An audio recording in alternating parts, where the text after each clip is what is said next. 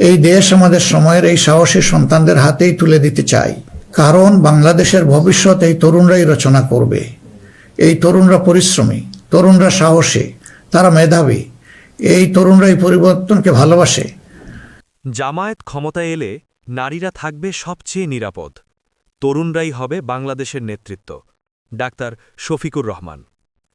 ত্রয়োদশ জাতীয় সংসদ নির্বাচন ও গণভোটকে সামনে রেখে জামায়াত ইসলামীর আমির ডাক্তার শফিকুর রহমান বলেছেন, জামায়াত ক্ষমতায় এলে নারীরা দেশের সবচেয়ে নিরাপদ নাগরিক হিসেবে বসবাস করবেন এবং তরুণরাই হবে বাংলাদেশের ক্যাপ্টেন।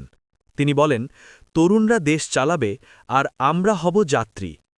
সোমবার ৯ ফেব্রুয়ারি সন্ধ্যায় রাষ্ট্রীয় টেলিভিশন বিটিভির মাধ্যমে জাতির উদ্দেশ্যে দেওয়া ভাষণে এসব কথা বলেন ডাক্তার শফিকুর রহমান।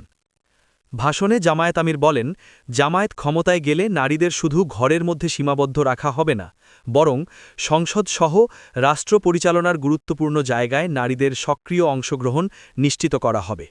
তার ভাষায়, জামায়াতের শাসনামলে নারীরা নিরাপত্তা, সম্মান ও অধিকার সব কিছুই পাবে। ডাক্তার শফিকুর রহমান বলেন, কেউ যদি ধর্মীয় পরিচয়ের ভিত্তিতে কোনো ব্যক্তি বা গোষ্ঠীর ওপর আঘাত করার চেষ্টা করে, তাহলে তা কঠোরভাবে প্রতিহত করা হবে। তিনি বলেন, সব ধর্মের মানুষের মৌলিক অধিকার নিশ্চিত করা রাষ্ট্রের দায়িত্ব এবং জামায়াত সেই দায়িত্ব পালনে অঙ্গীকারবদ্ধ।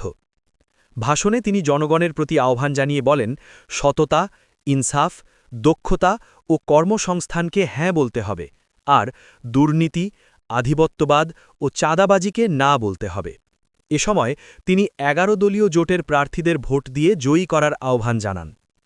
ন্যায় বিচার প্রতিষ্ঠার বিষয়ে জামায়াতের অবস্থান তুলে ধরে ডাক্তার শফিকুর রহমান বলেন, বিচার বিভাগকে আমূল সংস্কার করতে হবে।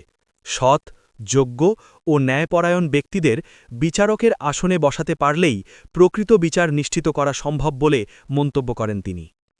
দেশ গঠনে তাবলিগ জামায়াতের কর্মীদের ভূমিকার কথাও উল্লেখ করেন জামায়াত আমির। তিনি নির্বাচনে জামায়াতের পক্ষে কাজ করার আহ্বান জানিয়ে বলেন, কেউ যেন অন্যায়ভাবে কাউকে বিভিন্ন ট্যাগ দিয়ে হত্যা বা নির্যাতন করতে না পারে, এটি নিশ্চিত করা হবে। প্রবাসীদের বিষয়ে ভাষণে গুরুত্বপূর্ণ প্রতিশ্রুতি দেন ডাক্তার শফিকুর রহমান। তিনি বলেন, প্রবাসীদের অধিকার রাষ্ট্রীয়ভাবে নিশ্চিত করা হবে। কেউ প্রবাসে মারা গেলে তাকে সম্মানের সঙ্গে কাঁধে বহন করে মরদেহ দেশে আনার ব্যবস্থা রাষ্ট্রই করবে।